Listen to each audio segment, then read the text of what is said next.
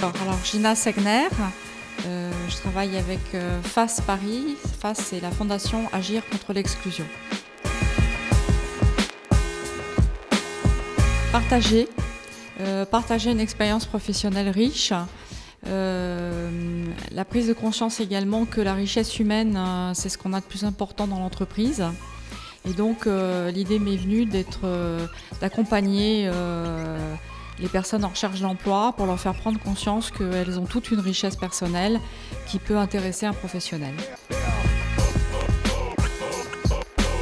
Le lien de confiance, il se crée d'abord en échangeant nos prénoms et nos parcours de vie, simplement, en faisant un 360 degrés chacun. Qui sommes-nous, d'où venons-nous et qu'est-ce qui nous fait vibrer dans la vie? Et puis, quel est notre objectif commun? Et l'objectif commun, on croit le connaître lors du premier entretien. Et en fait, c'est un petit peu plus tard qu'on s'aperçoit qu'on incarne tous les deux un vrai projet qui est le projet sur lequel s'inscrira le rechercheur d'emploi ou l'exclu actuel. Alors de la méthode parce que quand on est en recherche d'emploi, on part un peu tous azimuts et surtout perdu et perdant. Et en fait, c'est l'application d'un certain nombre d'éléments qui sont des basiques, qui sont le CV, la lettre de motivation, les emplois, la création d'entretiens, le coaching au quotidien pour être sélectionné. Et puis surtout trouver sa voie.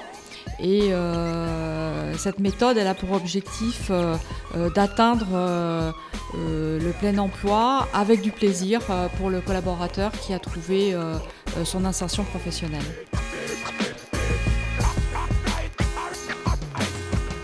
Les principales difficultés, elles sont sur le pessimisme ambiant lié aux médias. Liées à la société et les interventions sociétales que les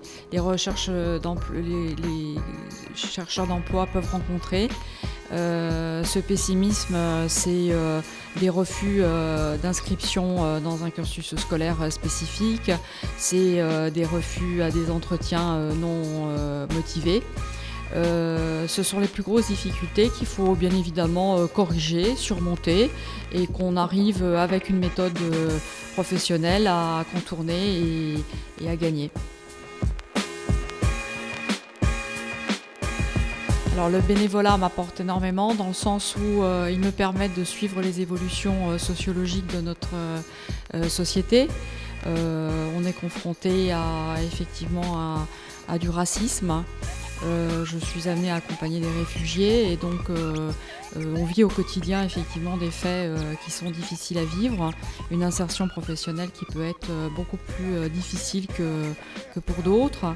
Elle m'apporte aussi de la richesse humaine de la part des personnes qui sont en recherche d'emploi et qui démontrent une vraie volonté d'être utile et de participer à la vie active de notre pays et de ne pas en profiter comme certains le prétendent.